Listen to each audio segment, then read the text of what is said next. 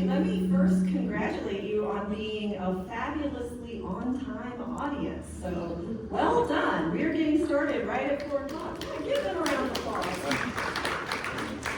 That's great. Good afternoon and welcome to everyone. My name is Angela McDonald and I'm the Dean for the College of Education, Health and Human Services at Longwood University. And it is really good to see all of you. We have faculty, staff, friends, and family. And most of all, we have our students who are making this really important step into teacher candidacy today. We are all really thrilled to get to spend the afternoon together with you celebrating these future teachers before us. We have so many wonderful things that we get to celebrate during the month of February. It's a short month, but a lot going on. So we've just had Valentine's Day, there was the Super Bowl, we've got the Winter Olympics this year, we have Black History Month, National School Counseling Week, with the Virginia Department of Education, we celebrate Kindness Week, to name a few. But today is about celebrating these students who have chosen to become teachers. And you are being officially recognized as a Longwood University teacher candidate today. This is you taking a big step forward to join many, many Longwood alumni who have held educator positions in the Commonwealth of Virginia. Longwood University was founded as an institution to train teachers, and we are proud of our historical Teachers College history and our strong liberal arts and sciences foundation. In Longwood's educator preparation program, not only are you prepared to be a teacher, but you're also prepared to be a citizen leader who will make positive contributions to the common good of society. Participating in public education as teachers is a tremendous demonstration of citizen leadership. Access to public education for all is an important right in our society. Indeed, our university's location in Prince Edward County was the site of several significant events for securing public education as a civil right for everyone. At the nearby Moton High School in 1951, sophomore and 16-year-old student Barbara Johns staged a walkout to protest inequitable building conditions. Today, a statue of Prince Edward County student Barbara Johns resides in the United States Capitol, having been installed just this December 2025. Later, from 1959 to 1964, county officials voted to close the public schools to avoid desegregation. These and subsequent key events became part of the famous Brown versus Board of Education Supreme Court case. This region's significant role in efforts to make public education equitable is celebrated through a partnership between the Moton Museum, the former high school, and Longwood University. And so I invite those of you who are in town to celebrate your students to take a walk through the museum. It's open from 12 to 4 tomorrow. Missed it today. It's open tomorrow if you're staying overnight in town. At any given time, Longwood University is engaged in preparing over 800 educators each year. This number includes all of our students, undergraduate and graduate, who are enrolled in educator preparation programs in the College of Education, Health and Human Services, the Cook-Cole College of Arts and Sciences, and through the College of Graduate and Professional Studies. All of these students are supported by the Office of Teacher Preparation, who reports to Academic Affairs through the Associate Provost and Vice President for Academic Affairs. The Office of Teacher Preparation, or OTP, as many of us know them as, assists candidates with successfully navigating the teacher preparation process, getting to this step today, and securing clinical placements for all of you in our more than 90 partnering school divisions across the state. They also manage all of our state and national review processes. They support graduates and alumni through the licensure process. So let's take a quick moment to give the folks at OTP a hand for their good work. So thank you so much.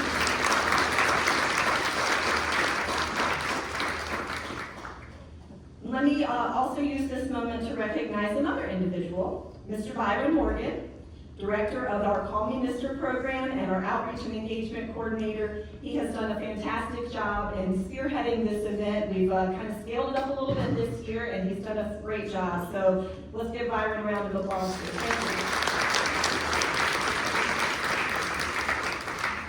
Now, students, I would like to ask that you give a round of applause or maybe just a nice wave to the folks who are sitting across from you, which includes our OTP staff, but also the faculty that support you and challenge you and help you to grow into the professional that you're becoming. So wave, shout out, whatever you do.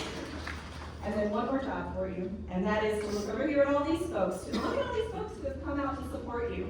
It's really, really amazing. It's always a great day when we get to be in a room full of people who are celebrating other people who are becoming teachers. So another round of applause or a blow of a kiss, whatever it may be to your friends and family who are here. So candidates, my hope for you today is that you feel the importance of this recognition event. Know that you are being invited into and welcomed into a network of Longwood alumni and educators who want to support you in your fulfillment of the tremendous responsibility that you have as an educator. As an educator, you're tasked with always making decisions that are in the best interest of the children that you teach and ensuring opportunity and progress for all of them. There are over 1 million children in Virginia's public schools, and every single one of them benefits from having access to a quality teacher like yourself. In study after study, there is nothing more impactful on a child's education than having quality teachers like you in their classrooms. Our #1 goal at Longwood in our educator preparation programs is to facilitate your development into a quality teacher. That's why we're here. This is a journey, and we are here to celebrate your arrival at this particular step in your journey. You have gotten the grades that you needed to get here. You've done the training modules, you've passed background checks, you've had a TB test. If you haven't, make sure you do it. And you are ready to go out into the big wide world of public education. Ahead of you, expect to be supported and challenged a little bit more. I am so very proud of you. I am really excited for you. I'm excited for the rest of this event and our great, wonderful speaker that we have. So congratulations to you, and I look forward to hearing what it's like for you out there. Now I will call Dr. Tara McDaniel up. Thank you.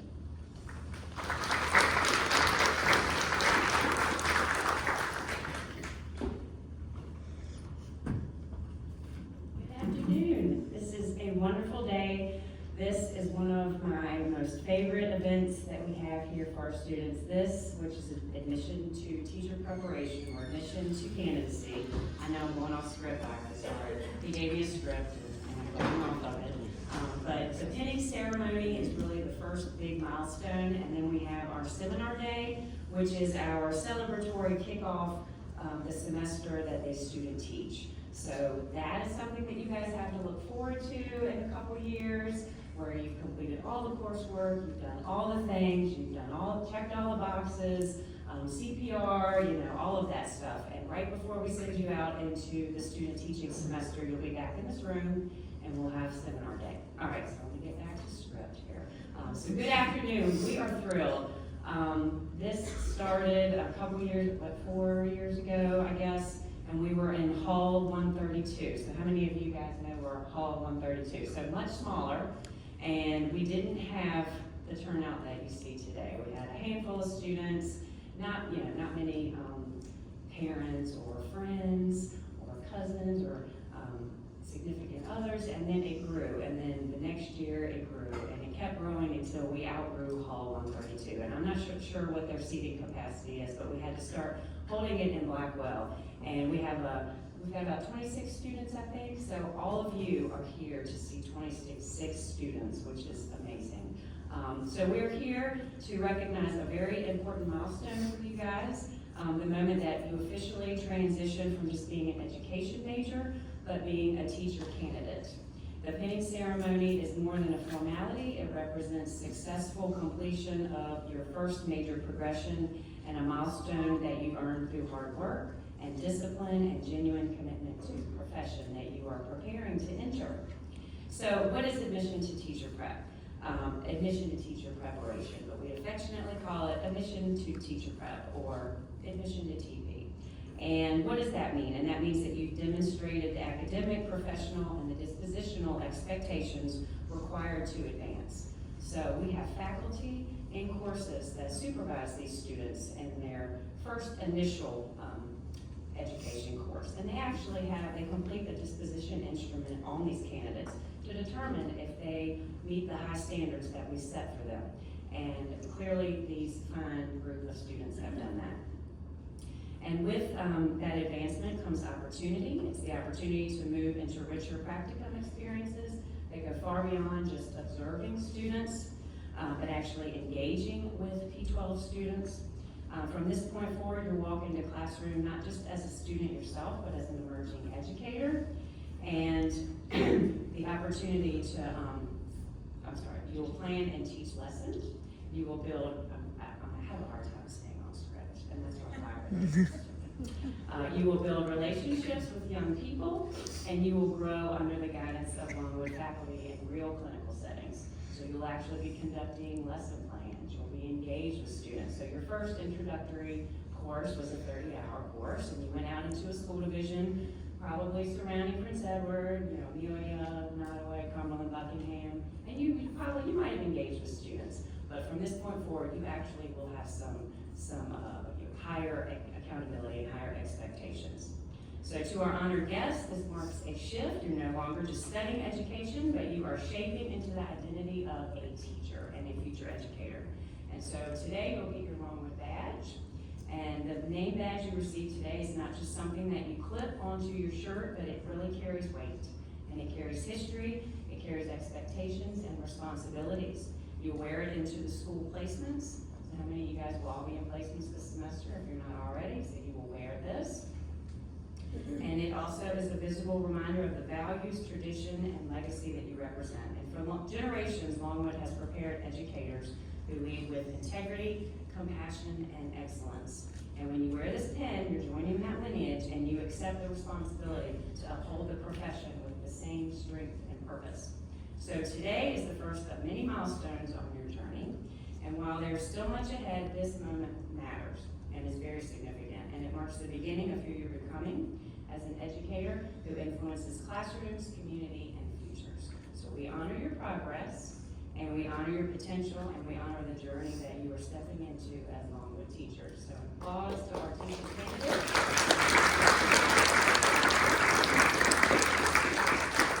Thank you so much, and we are so thankful that you guys are here.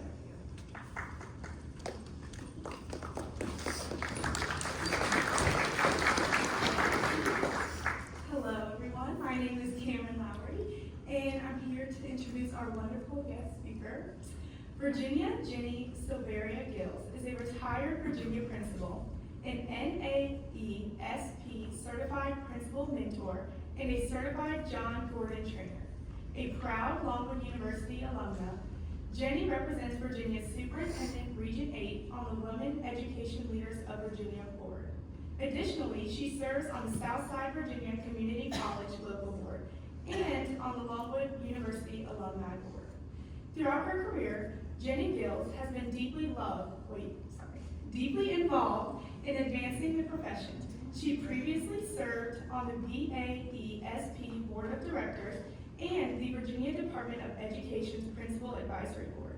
A graduate of the University of Virginia Scope 13 program, she was honored with the 2019 VASCD Impact Award, named Longwood University's Graduate Alumni of the Year in 2022, and recognized as the 2022 VAASL Administrator of the Year. In 2023, WELB named her a Rising Star.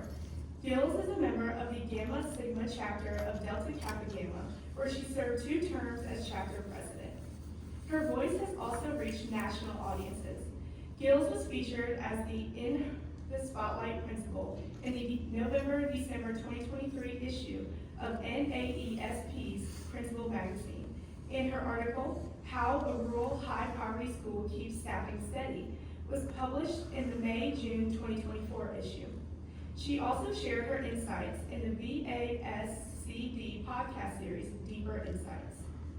In addition, Jenny Gills has presented at conferences nationally, including the Innovations in Family Engagement Symposium in Raleigh, North Carolina, and the National Family Engagement Summit in Savannah, Georgia.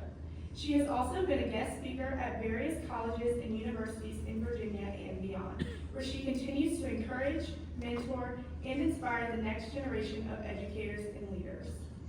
The Virginia Association of Elementary School Principals has named Gills as the recipient of its 2025 Professional Development Award. This award is presented to individuals who demonstrate exceptional contributions to the growth of school leaders, distinguished career achievements, and active engagement in professional organizations and leadership activities. Before becoming an administrator, Gills was a dedicated high school Spanish teacher in Powhatan County, serving as department chair, NHS advisor, SCA advisor, and an active community member.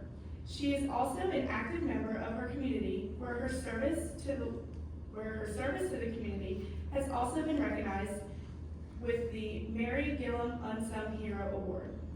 Jenny resides in Cartersville, Virginia with her husband Ryan, who is a 4-time Longwood Lancer. Thank you.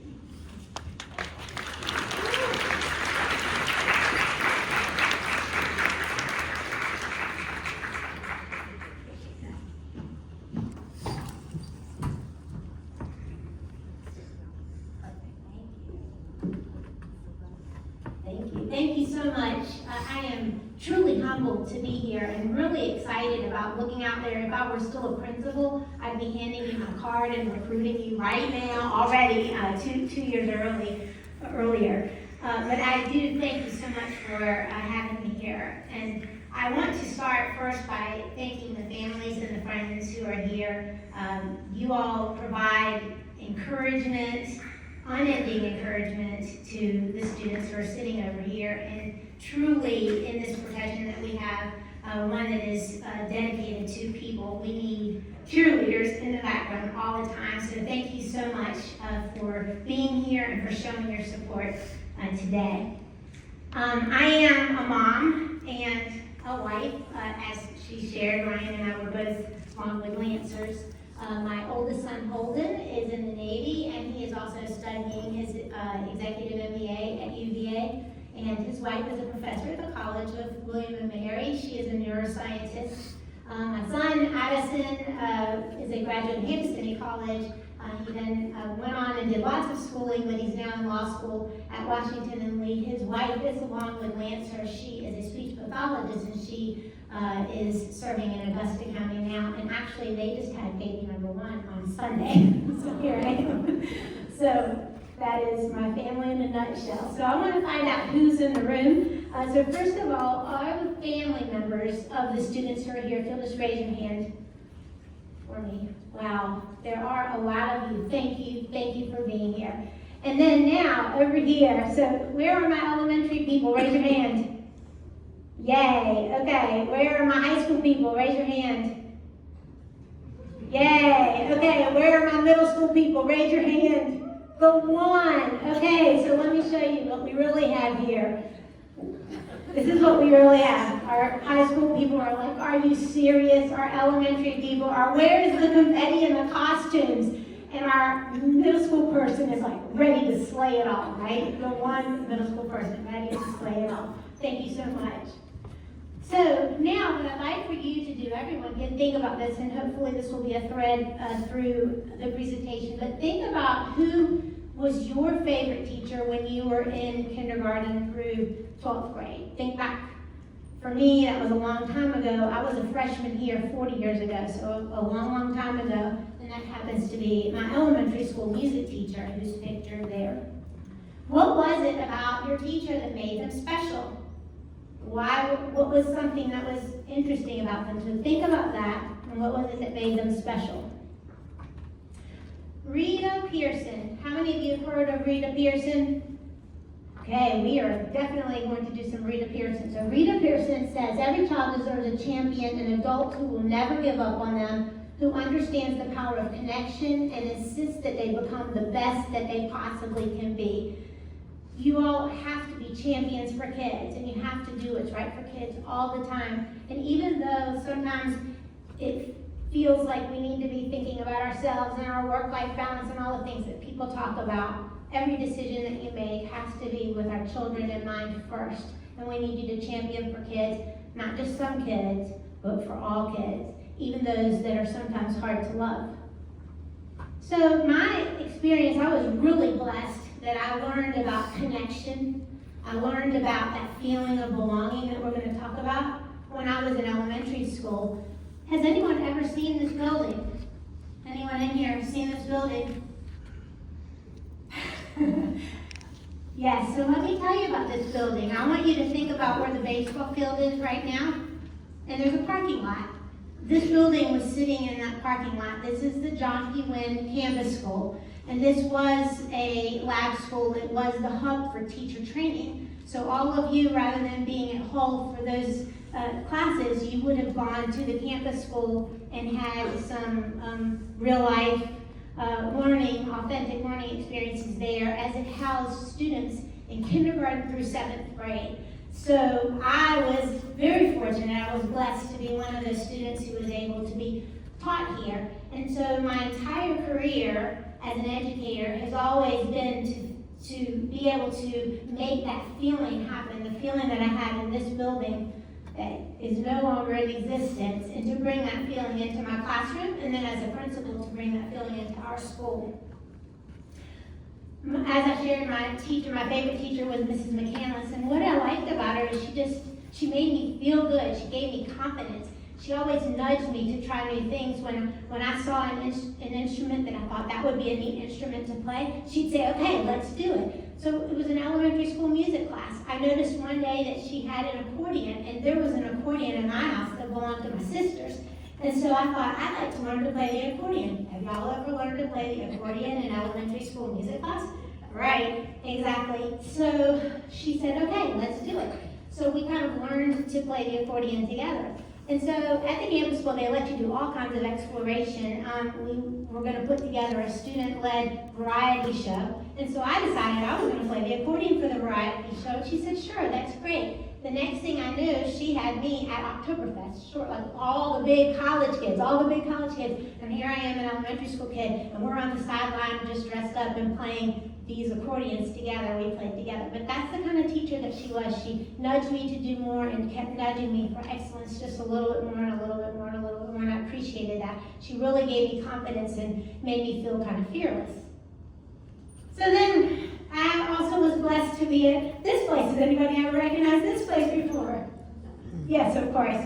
So at Longwood, I had many, many teachers who were special and who nudged me, and who, not just me, but my roommates also had just great teachers that we would talk about often. I also had the blessing of having my own mother as a professor. And so when my mom was here, she was nominated for National Teacher of the Year, and she had this binder that was put together for her of all these letters that were written for her. When my mom passed in 2011, I went through that binder and I pulled out different quotes. And this particular quote was from a student who was not a Spanish major. He was a history major, but he took Mom's class. And this is what he said: I owe a lot to Dr. Silvera and hope that one day I may influence others the way she's influenced me. Dr. Silvera is unquestionably the most dedicated, devoted, exciting, and inspiring person whom I've ever met. Does anything in there talk about Spanish class? No, it doesn't, but it talks about the way that she made him feel and the way that she made things be exciting and come to life, right? And so I share that. Mom was also recognized this past year as one of the Chi icons. I'm sure that you all heard about their anniversary, their 125th anniversary, and their Chi icons. That's the kind of teacher that I wanted to be. That's the kind of teacher that I would like for you to be. So I'm going to talk about some of those teachers right now and what makes them special, what sets them apart or makes that relationship strong. It's nothing that's huge. It's nothing that you can't do. It's just something that you need to think about and that you need to do. Mrs. Overstreet is a Lancer, and she's also Region 8. She's been Region 8 Teacher of the Year, for you to know that. And every day before her class starts, she is outside in the hallway and she's giving the students the expectations of what's going to happen in class. It's a very simple step that she does before they come into class. And then, of course, once the students get into class, all kinds of magical things happen. But she's there, ready to greet them before they even walk into the classroom door. Some teachers, Ms. Burr, she's also a Lancer. She likes to give hugs. So she is ready to give a student a hug when they come in. We like to think we were kind of a high of school, that's kind of the environment that we have. Some teachers like to do handshakes. My husband was one of those. He was gonna stand at the door every day before school starts, and he was gonna be ready for a handshake. I will tell you that this past fall, we were at a football game when one of his former elementary school students came, and out came the hand, because that's the way he greeted them every day. So even now, 30 years later, his students who are now parents are greeting him with a handshake. Very important. Whatever it is that you do when you get to work, and whatever time it is that you get to work or to your station, make sure that you have everything ready so that when the students are in the building, you can be ready to greet them. That is one of the biggest takeaways that I want you to have. So your copies need to be done beforehand, whether you did it an hour ahead of time, whether you did it the day before. But once the students arrive, it needs to be all in for kids, and you need to be ready to greet them as soon as they come in. You can gauge a lot from students when you have that first interaction. A lot of times you can find out if they've had a rough night at home or other things. So it's just a great opportunity for that. Even the therapy dog can give a high five.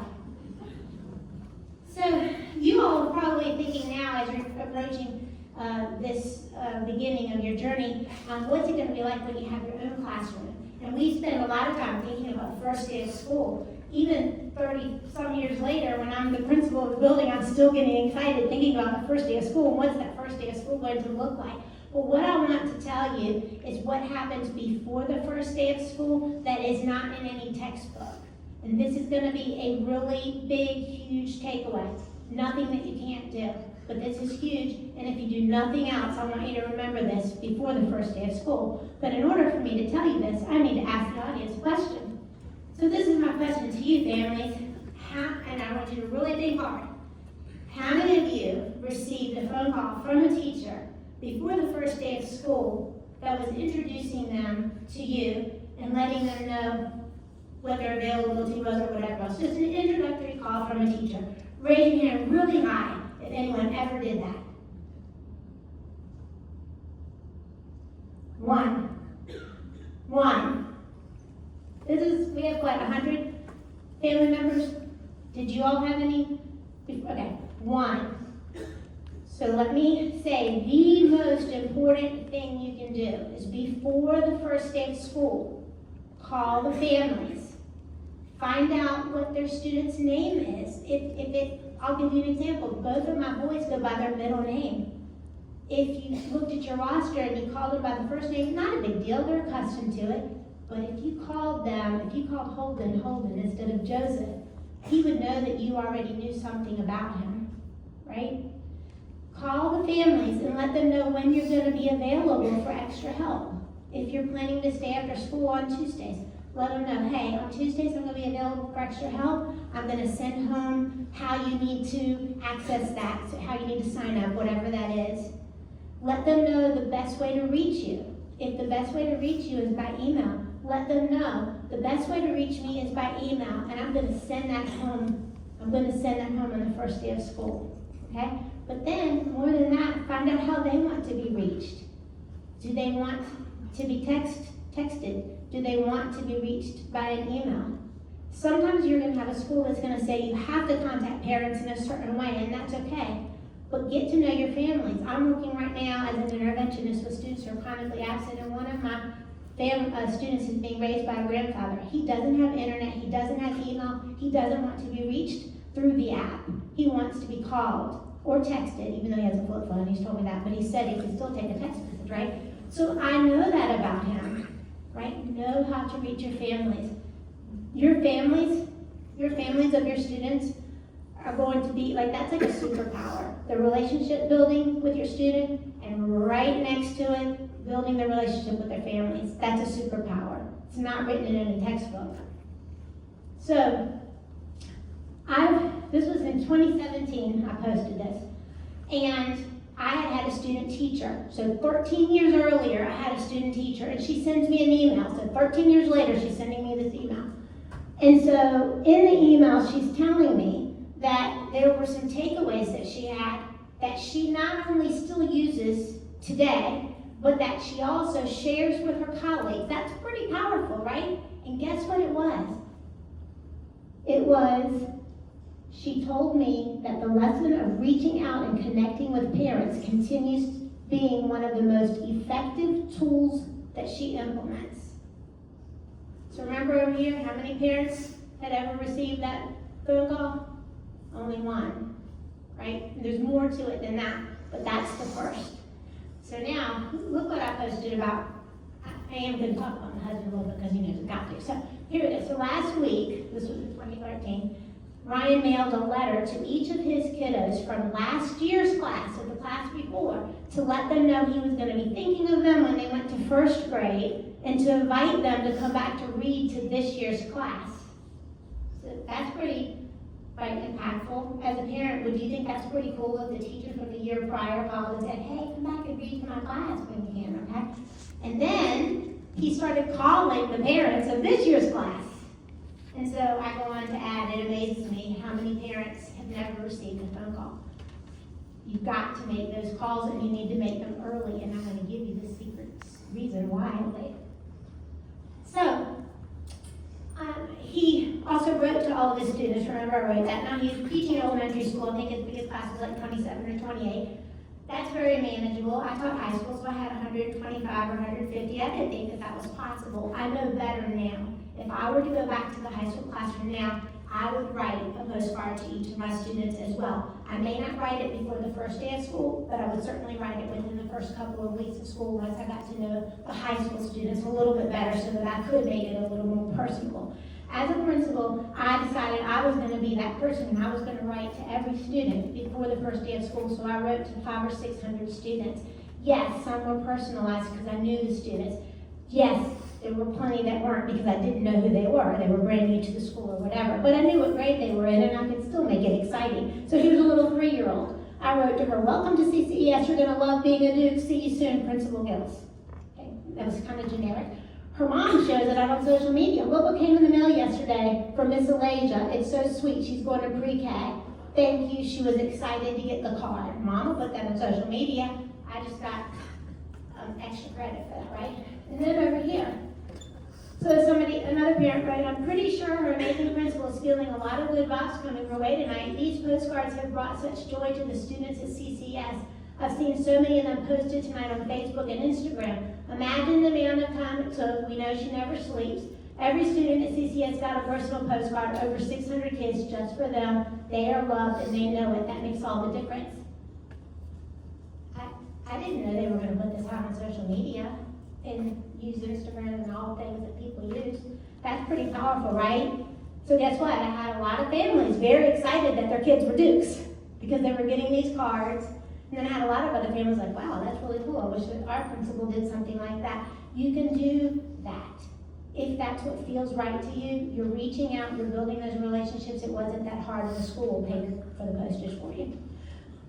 So I had a student a teacher who, I thought this was a great idea. She does a mystery star student. And so what she does is she picks a student, probably around 10 or 11 in the morning. She knows who the student is in her head. But what she's saying to the class is, so-and-so, not by name, the mystery student, let me rephrase it. The mystery student, I love the way the mystery student is staying engaged in math class using those manipulatives. I love the way the mystery student is cleaning up the workstation. She's saying all these things, so all the kids are trying to do the same thing, right? They're trying to follow suit. Because at the end of the class, she's going to name who the mystery student was. And then, see that special little table right there? The next day, they get to sit at a special table with their name on it, and they get to choose a friend to sit with them. So she's supporting the school-wide rules, and she's supporting her classroom rules. She's keeping the kids engaged. She's doing it with a little bit of incentive, and then she's building a relationship. And then that kid gets to go home and tell Mama that I'm the mystery star student of the day. That's exciting. And then is Mama happy because the kid is happy? Yes, Mama's happy. Okay. This guy, Ken Williams, he says, belonging isn't a program or a slogan. It's a human need, and classrooms don't work without it. So how are ways that you can build relationships? How are additional ways? So Ashley Poston, she's also a Longwood Lancer. She's also a Region 8 Teacher of the Year. She's a reading specialist right now. And she's really passionate about making sure that students have books in their hands. So she's going to make sure on their birthday that they get to choose a book out of the book wagon. It's something that she likes to do, out of the birthday book wagon. We have a teacher who I thought this was a great idea. She has the math magician jacket, so she made these cute little matching jackets, and somebody gets selected to do that role. So they get to show the other students how to use the manipulatives. They get to cheer the other students on, right? So they're modeling, they're cheering, they're working as a teacher helper. They go home because they're excited because they were the math magician. And guess who's happy when they get home? Mom's happy because the child is happy. And the teacher has built a relationship with the student. Emily Overstreet again, I talked about her being a Lancer and Region 8 Teacher of the Year. So she spotlights students for their artwork once their artwork is completed, but she also does what she calls an Artist of the Day. And what that student is it's a student that followed the rules that she had set forward. So at the end of the day, right before they line up, she says, and the Artist of the Day is, and then she says who it is, and she tells them with behavior-specific praise why they got that, right? The kids are super excited about that. Kid gets to choose out of the treasure box. She goes home, he tells mom, and then mom's happy. And you know how this goes, right? Mom's happy. Okay, what did you notice in that picture? Anybody notice anything? I'll tell you. They're playing tug of war, right? They're at school, they're playing tug of war. Let me show you the rest of the picture. That's the rest of the picture. So, Mr. Gills had a student who was wheelchair bound, and he wanted to make sure that that student had belonging, that that student could participate in everything. That meant that Mr. Gills chose to go to resource class to make sure that he could do all the things that his peers were doing. He chose that on his own. I'm certainly not telling you give up your planning period, but I'm just saying that sometimes you just have to do what's right for kids because it's what's right for kids. And that's what his child needed to access it. This was a really big deal. Those kids are pulling really, really hard, and that student who's in the wheelchair is also doing his best. Mr. Gills is not pulling the rope. See? He's got one hand on and one hand barely on the wheelchair. So I saw this idea, and I thought it was a really great idea, and then I wanted to borrow the idea, and you can borrow the idea too and make it work in your classroom. So it was somebody from Virginia Tech who had this lunchbox, this beat-up lunchbox, and what it represents is hard work. And it was a really high honor to carry this back and forth to practice, and the person who got selected, it was a super high honor. So I chose something that I call the game ball. We all know what the game ball is. The game ball means you did something really great. So this game ball, I didn't give it every day. I gave it when it was appropriate to give. When somebody went above and beyond what they were doing, they got the game ball. So we literally, go down, we're playing a Rocky song, lots of music, making lots of noise. We give them the game ball. We're telling them why they get the game ball. Remember that behavior-specific praise is super important, even if it's for adults. And we're telling them why they got it. They get to sign the game ball. They hold on to it until the next time it's awarded. You could do something like that in your class. It just has to work for you. Think about how you can make that work, and it can work at any level. If you look at Miss Hatcher, who's also a Lancer. Have I talked about Lancers enough? Let's see, we've got the nurse that's a Lancer. We've got the assistant principal that's a Lancer. We've got the teacher that's a Lancer up there. We've got one that's getting ready to be a Lancer over there. She's coming to graduate school next week, so we have lots of Lancers at Cumberland. But anyway, that's the feeling that you get. Like, it's a really big deal. And they're adults, and they're receiving something. So if adults feel that way, how do you, and it was pajama day, by the way, how do you think that a student will feel when you recognize them? And how do you think their mom's going to feel when the student gets recognized, right?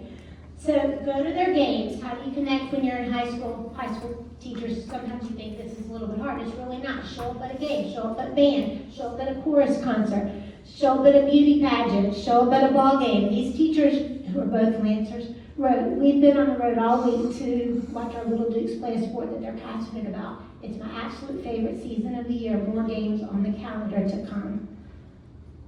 How would y'all feel if your teacher showed up at your kid's Little League game? Wouldn't that make you happy? If they showed up at the beauty pageant, right?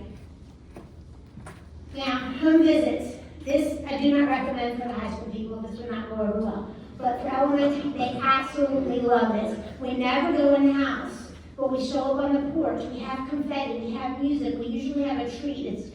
They're excited about it. At Cumberland, we have a theme song every year. So whatever that theme song is, that becomes the song for home visits. So as soon as they hear that song outside of their house, they know it's got something to do with school, right? They get excited about it. I had kids years later say, remember that time you came to my house?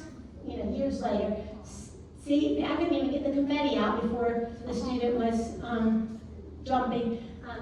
There's more Lancers in these pictures too, by the way. I just want to tell you that. If I haven't pointed out all the Lancers, there are lots of us. And then look at this. We took some student teachers with us. So we thought it was important to make sure we were modeling what we were doing in a home visit. Is something that is hard to teach. It's hard to tell. You just got to feel it. And so that's what that was. And there's more Lancers in there and some student teachers in there. And that's just it. I mean, you can see what it looks like, right? So be the teacher that sees a light in the students when others see trouble. You know, sometimes there are kids that are harder to love. It's just that way. And so sometimes, no offense parents, but sometimes the parents are hard and they make it hard for you. Sometimes it is true. You're not fortunate to have this encouragement, but rather you might get something else, but you gotta love them anyway. And you gotta look for the good anyway. So this is the positive part. And this is the second huge takeaway that I need you to make. So that first phone call you were making before the first day of school, right? The second phone call, this is the positive phone call. This is where you're looking for the good stuff that's happening. This is where you're looking for that one moment that Sarah made a good choice because she's been making bad choices. This is where you're looking for that one moment, okay? So you're going to find it, you're going to capitalize it, you're going to make that positive call home. I had a principal who said this: every time you make one negative call, you make sure you make 2 positive calls. It's the best classroom management strategy you're ever going to have, especially for those of you that teach middle school and high school, because what's going to happen is Sarah's going to come in. If she was the one with a negative call, she's going to be mad about it, and then 2 people are going to say, oh, but Miss Gill's called my house too. I'm telling you, it's a great classroom management strategy. So I'm working with high school students now. I made the introductory call before I started working with the student. I went on to, I'm telling you, I've made positive calls for them. I'm going to fast forward through these because I can talk to y'all all day. I'm super passionate about this work, but I just want you to see that these are some examples of some text messages that I sent to the families. Some of the text messages don't say the good stuff, like some of them are good. But some of them are saying like the grades might be dropping or something like this, how can we work together? But because I set the stage to begin with the positivity, then it's coming back from the parent, the response is coming back differently, right? This parent says, we're so thankful for you and the help you give to him. He's overwhelmed, but I just want you to know that, right? So they're gonna follow through with the negative thing that I had to share, right? So he really enjoys the support you give him. He speaks highly of you. Doesn't that make mama happy? Doesn't that make daddy happy when these things are happening? That's about the relationship and the greatest takeaway I could give you. I love that this person says, you give so-and-so reasons to feel a little bit more confident about what we're doing in life. It's just about building relationships, making those connections. And I had a student who wrote this. This is this year, this is a high school student. He says, and I have to read this one, it says, I wanted to thank you for all the effort and support you put into me and my case. Remember, I'm working with kids who are in trouble. Some of them have been taken to court for not coming to school, and their families are being taken to court. I know it's your job, yada, yada, but you're not just doing your job, you're making a difference. The first day I walked in with you and my brother, I honestly felt like you were going to be another adult nagging me like the rest. With that being said, I realized over time that you're not the same. You actively strive to make the lives better of the kids you interact with, and not just that, but you also ask them what you can do to make life easier for them. There's not many people in the world that would go out of their way and help people that they don't know or have just met, but for whatever reason, you're one of those people, so thank you for what you've done for me. I've learned through you that having someone hold me accountable doesn't have to be a bad thing. You've shown me what type of person I want to strive to be, so thank you for becoming that role model in my life. You truthfully have helped me more than most adults throughout my life, so once again, thank you for that. This comes from a kid who's in trouble getting ready to go to court, right? Relationships. Have I made positive calls for the student? Yes. Have I held him accountable? Yes. Have I encouraged him? Yes.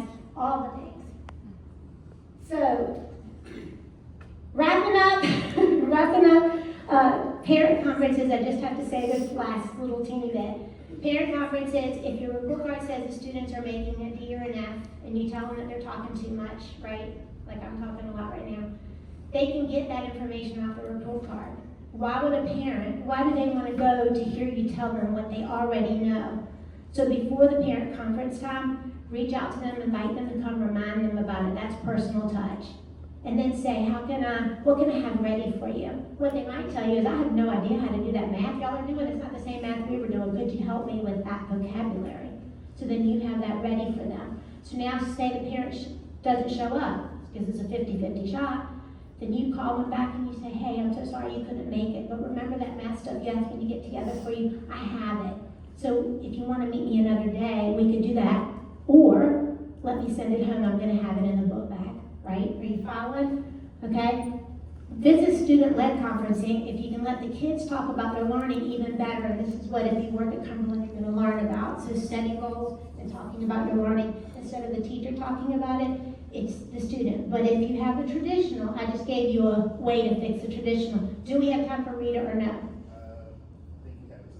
Yeah, it's short. We know why kids don't learn. It's either poverty, low attendance, negative peer influences. We know why.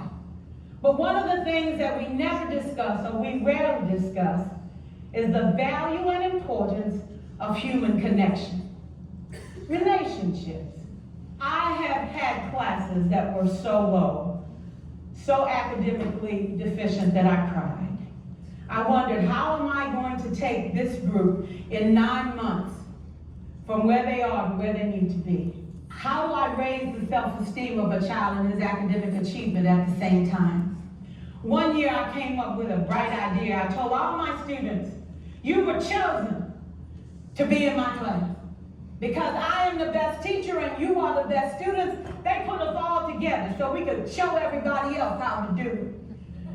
One of the students said, really? I said, really?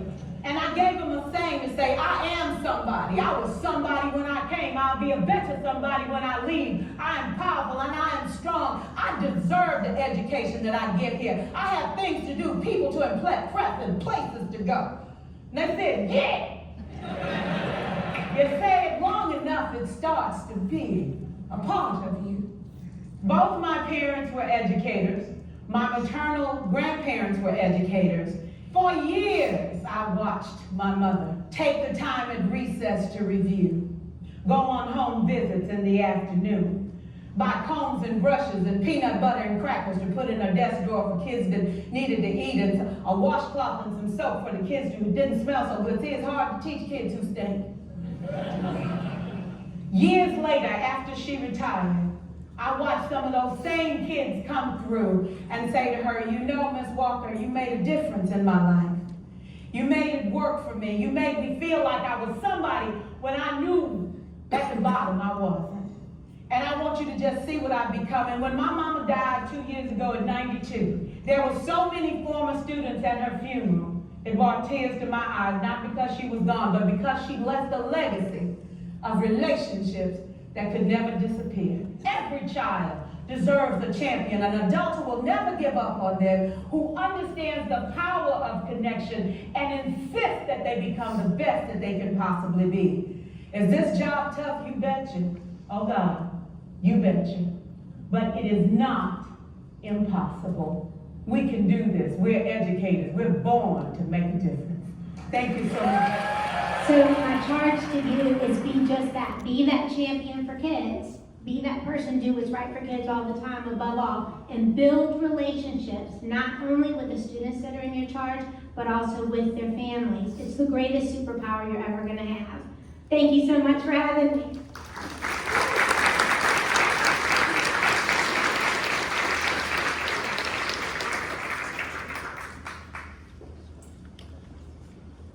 Now, can we give Dr. Gills another round of applause? That was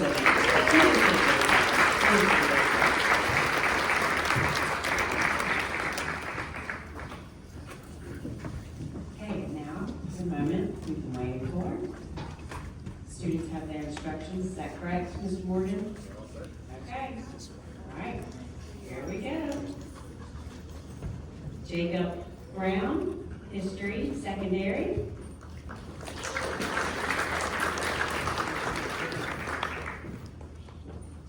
Being pinned by Dr. Dave Garrity, our history coordinator. Skylar Childress, elementary education. Being penned by Dr. Becca Rousseau, our elementary coordinator. Emily Chisholm, elementary education.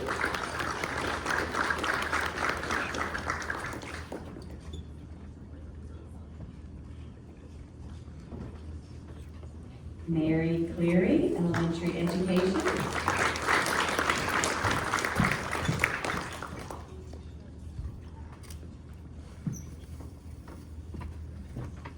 Madeline Collins, elementary education.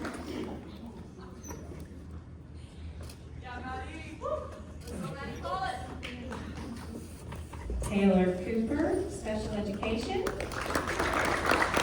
Being penned by Dr. Karen Feathers, our special education coordinator.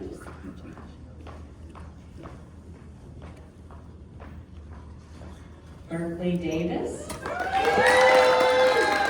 liberal studies special education.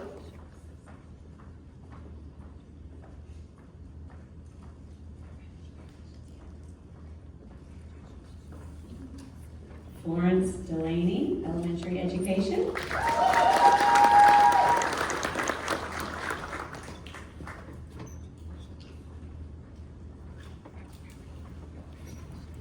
Ashley Gerner, history, secondary.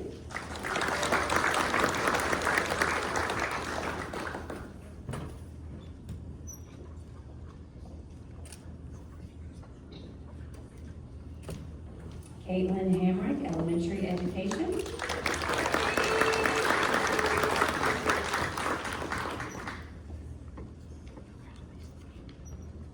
Andrew Harper, elementary and middle school, our only middle school.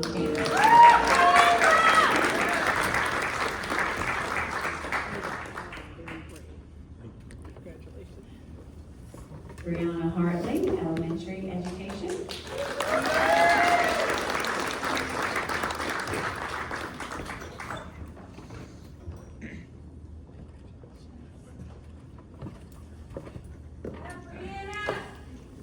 Courtney Hazelwood, elementary education.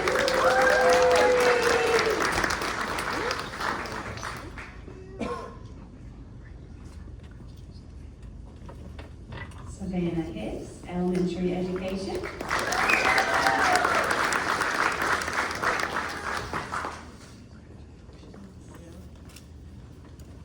Madison Howell, elementary education.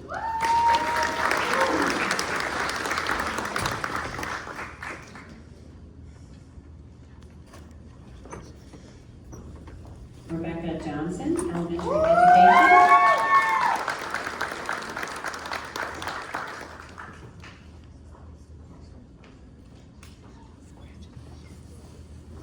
Cameron Lowry, elementary education.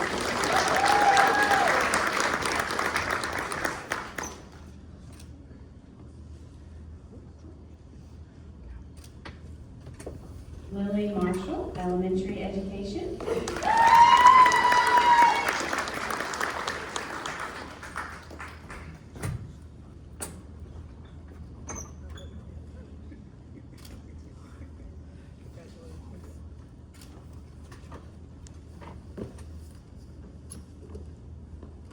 Jasmine Martin, English, secondary. No, not here. Okay. Leah Nichols, Spanish, pre-K-12. Being penned by Dr. Sean Ruday, the English coordinator.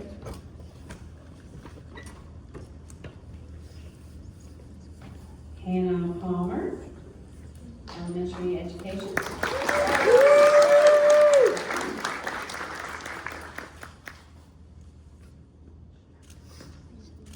Emma Taylor, elementary education.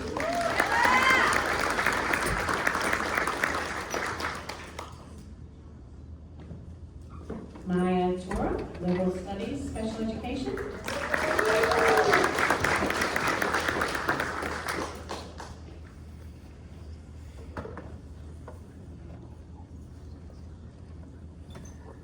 Raylan Wade Fisher, elementary education.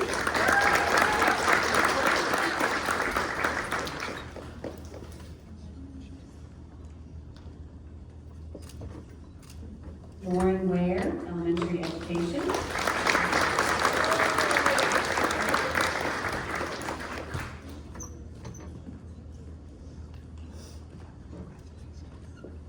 Last, but certainly not least, Maria Williams, English secondary.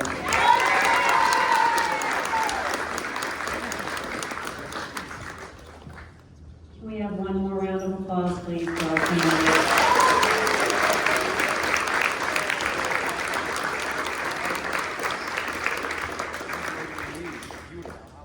Now I'll turn it over to Sister Morgan.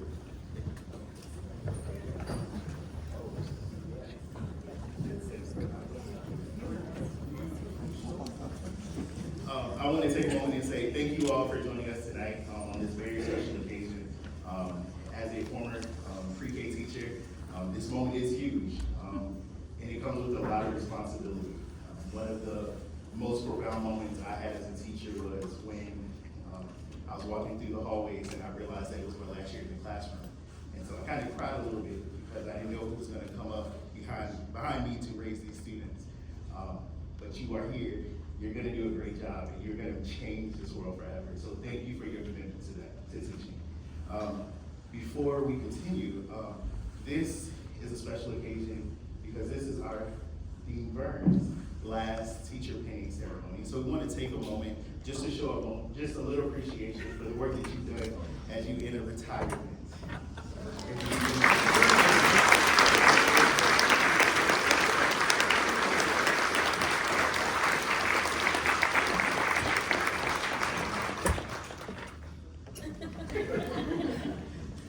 I just want to say thank you to everybody. I want to say particular thanks once more to all my wonderful colleagues here and wonderful faculty who have committed themselves to ensuring that all these wonderful candidates are going to be the very best teachers that they can be and will be. And it's a proud moment for everyone, and it's a very proud moment for me that these days in which we can see these wonderful people come across the stage, knowing full well that they're going to be, in a few short years, are going to be wonderful teachers. I want to thank everyone again for being here, and I'll pass it back.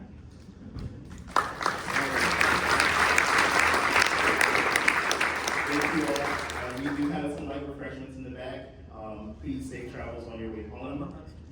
Have a great evening. Thank you.